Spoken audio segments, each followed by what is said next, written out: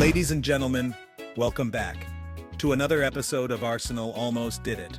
Yes, Arsenal made it to the Champions League semi-final for the first time since flip phones were cool, only to be gently escorted out by Paris Saint-Germain like a polite bouncer showing someone the exit of an exclusive nightclub. PSG are through to the final. Arsenal, well, they've now officially played more Champions League games than any other team to never win it. If trophies were given for effort and XG, Arsenal would be European royalty, but alas, they are still the crown prince of nearly. 1. The game recap. Donnarumma FC versus expected goals United. Arsenal came out like a team possessed, flying, pressing, buzzing. For 20 minutes PSG looked like they forgot this was a football match and not a fashion show. But then, reality. Fabian Ruiz scores a volley after Saliba's leg decided to play an assist. 1-0. PSG. Aggregate 2-0. Arsenal fans, nervous twitch activated. Then came the penalty drama. PSG get a soft handball call, Vitinha steps up, and David Raya saves it. Hope returns. But PSG, like a petty ex, weren't done yet. Hakimi made it 2-0, and Arsenal's dreams were filed under try again next year's. Saka did pull one back. He even had a golden chance to make it 2-2. But instead he shot like his controller disconnected mid-FIFA match. Donnarumma in this tie was basically Thanos. Inevitable, immovable, and very Italian. Arsenal had an XG of 3.14. PSG had an XG of please let Donnarumma rest. Saka's miss was so painful even Spurs fans winced in sympathy, and then immediately laughed. Saliba's deflection assist for Ruiz was like that friend who promises to help you but ruins everything instead. Hakimi's goal felt like the nail in the coffin, and Saka's miss was the funeral service. PSG scored 3 goals in this tie. Arsenal scored 1. But in vibes and heart rate, Arsenal won, hands down. And let's not forget, Arsenal had 19 shots. 19. That's not a football match. That's a Black Friday sale at the PSG box. They tried long shots, short passes, crosses, headers, basically everything except asking Donnarumma politely to move aside. But the man wasn't having it. He played like he had a personal vendetta against North London. 2. Arteta's delusion diary. We were the best team. After the match, Mikel Arteta declared, and I quote, "We were the best team in the competition. Sir, respectfully, you lost both legs." That's like a chef saying he made the best meal of the night while everyone else is eating someone else's food. Arteta then blamed missed chances, poor finishing, and basically everything except the part where PSG scored more goals. Arteta saying Arsenal were the best team is like someone failing a driving test and claiming they felt like Lewis Hamilton. Mikel's tactical plan looked solid for the first 20 minutes. Then PSG said, "Merci," and walked through the midfield like it was IKEA on a Sunday. He said they dominated large parts of the match, which is true, if football was scored by vibes. Arteta's Champions League semi-final record, played 2, lost 2, still optimistic. We respect the hustle. If Arteta was a weather app, he'd predict sunshine in a hurricane. Next season, maybe Arsenal can win the We Deserved More trophy. They're heavy favorites, and let's be honest, Arteta in that press conference sounded like a guy trying to sell a used car with no engine. Yes, it doesn't start, but look how clean the dashboard is. Mikel buddy, we love the passion, but if winning was based on belief alone, Arsenal would already have 5 Champions Leagues and a Nobel Peace Prize. 3. Donnarumma, Italy's new wall. Let's talk about the real MVP of the night.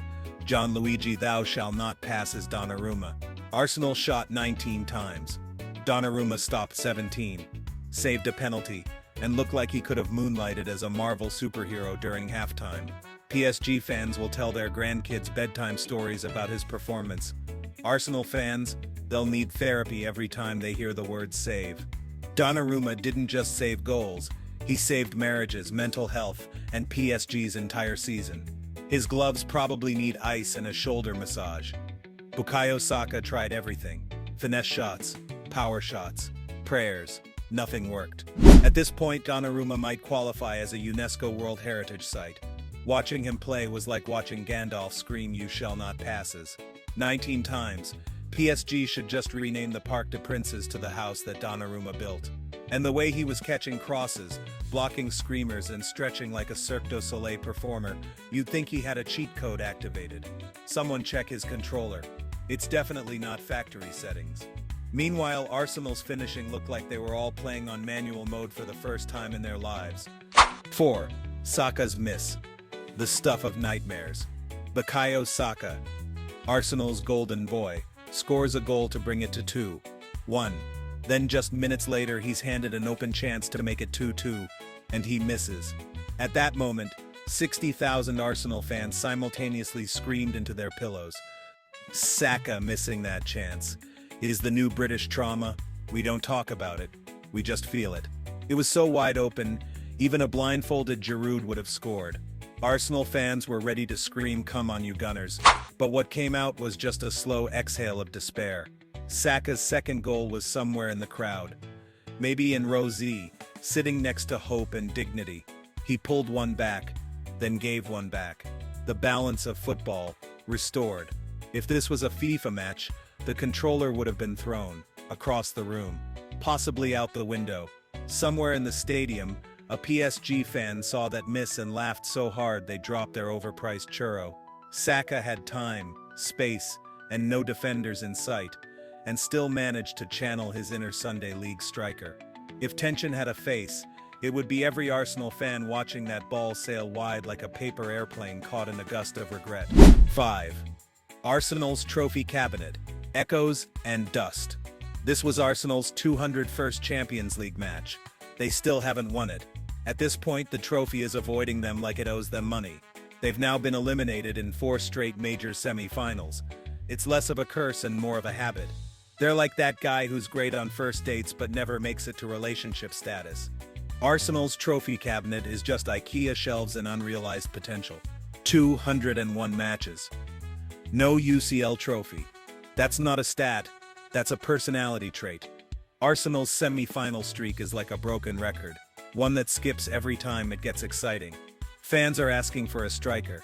Honestly, maybe just ask Donnarumma nicely to switch sides. Reaching the semis is great, but you don't get a medal for almost there. Just tweets full of pain. Arsenal women reached their final. At this point, just combine the teams. Might actually win something.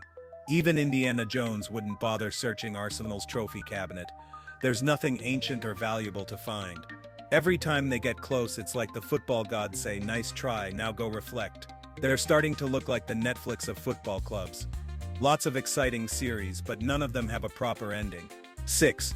PSG's redemption arc. From Mbappe and Messi to Hakimi and Hope. Meanwhile, PSG quietly said goodbye to the era of Mbappe, Messi and Neymar, and said hello to something crazy, actual teamwork. Luis Enrique took a squad of ballers, gave them tactics, and somehow, miraculously, it worked.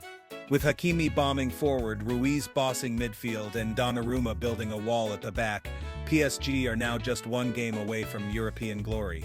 PSG in 2020, star-studded, drama-filled, always leaking goals.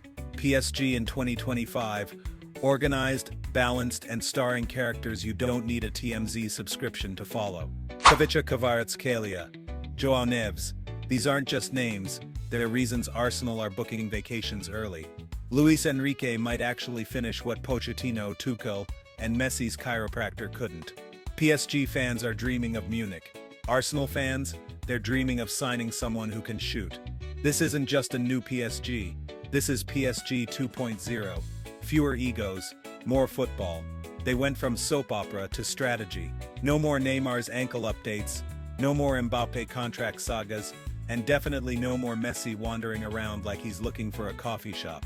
This PSG actually presses, defends, and shockingly, plays as a unit.